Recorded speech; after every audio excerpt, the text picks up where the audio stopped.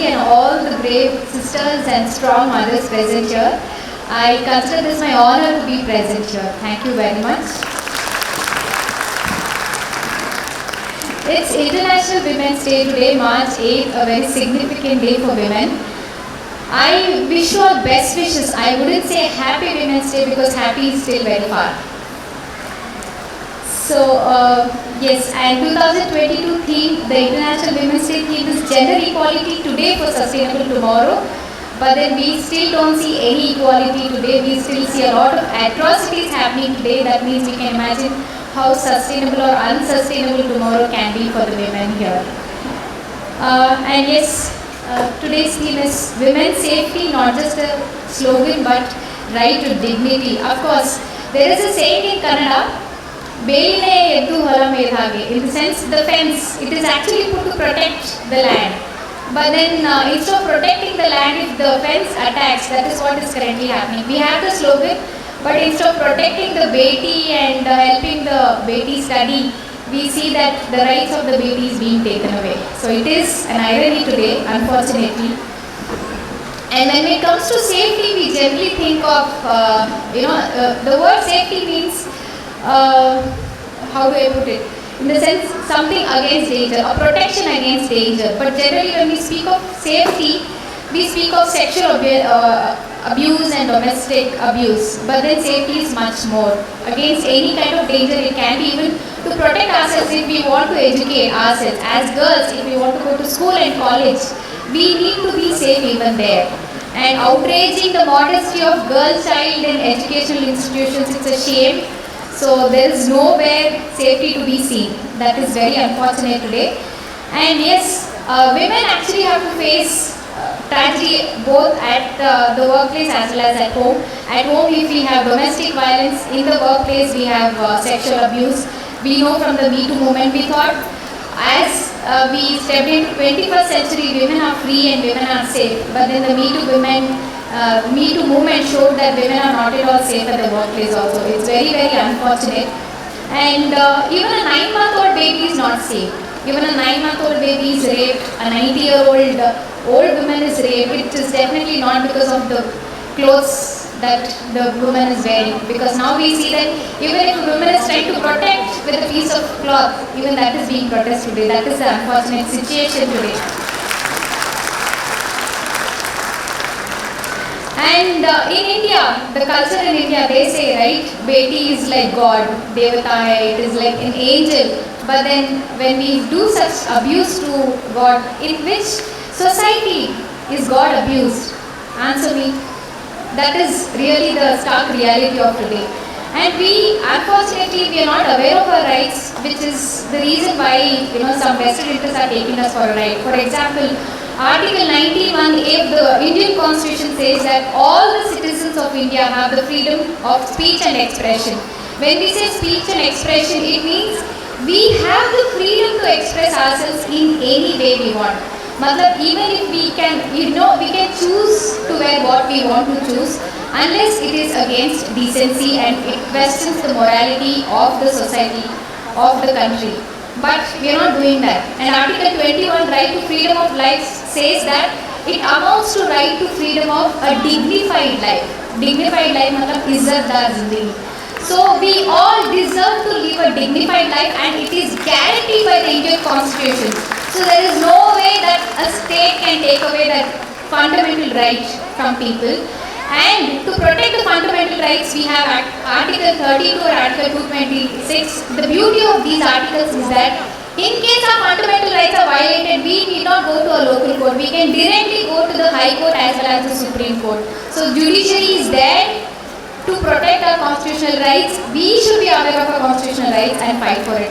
And along with that, it is important that the girls, that is women education is really, really important, because if we are educated, then we are empowered. Because when we know how to read and write, it is important that we read so much that we know what our rights are, what our privileges are, what do we need to do to fight for our rights. We are empowered, we can become financially independent, we have to speak up for our rights. There is not that somebody else cannot fight for us. If something is going wrong, we have to fight for it.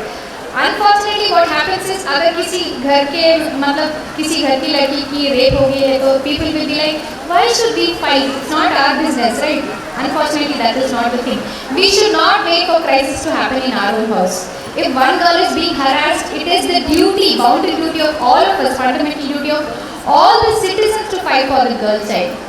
So education will empower us in that way. It will empower us to know, ask questions. Unfortunately, that is not encouraged. You know, if we ask questions to the authority or to the state, then we are put behind bars. We have to question because, like I said, fundamentally we are all protected. Article 19(1)(a) says that we have the right to express. So asking questions is also one way of expression. It is a freedom of expression. So when we express, when we raise our voice, when we speak up against any crime or any atrocity, any injustice, that is when we are going to fight. And of course, like Madam Lubna said, this fight is not easy. याद है, any great thing was never gotten easy. Take for example freedom struggle. If they thought freedom struggle was easy, we fought for nearly 150 years. That is one thing. And history teaches us a lot of things. Oppressors are there in all the society. Even British oppressed us. Now we see that currently the government itself is oppressing the citizens. We have to fight for that. In all the societies, oppressions happen. History tells us that how, with endurance, we can fight. If our freedom fighters thought, no, it is very difficult, it is not our cup of tea, we cannot fight, we cannot give our life, then we would not sit here as free citizens. Just the way we have to keep fighting, we have to continue to fight. And another important thing is that लोग डरते किससे है? बलवान से है ना? I mean, it's like we only want to fight somebody who's strong. That means if somebody is harassing you, if somebody wants to fight with you, that means you are strong. Nobody fights somebody who's weak, right? So if there are two boxers, naturally somebody who's very strong will be feared. So if somebody is attacking you, if somebody is attacking your rights, that means that you are growing stronger and stronger. That is the reason, you know, they're scared of powerful people. Powerful people in the sense, common people, common laymen are very, very powerful because they have the rights. So that is the reason it is important that we need to realize our rights. And also when it comes to jobs, look at where girls have reached. We know that, you know, Nazreen Yasmin, she is selected as a junior scientist in ISRO. Whether it's sports, science and technology, law, medicine, administration, even politics, girls do not shy away from any such career opportunities. That is why this is the reason why we have to get educated and fight. We have so many things to fight. Sex ratio. Just now, Madam said that, you know, when there is a third and the girl child is also, you know, I mean, child is also a girl child, then, you know, the parents get very sad. So, you know, we have to beat that. It is important that, you know, we get into important careers, become politicians, get into the system. How many of you all know, by the way, that UPSC, that the famous IAS exam, girls need not pay even a single rupee to appear for UPSC exam. Not even at prelim stage, mains examination or interview. 0 rupees. It is free of cost for girls. So the girls appear for UPSC exam. If you have not realized that, please take this an opportunity.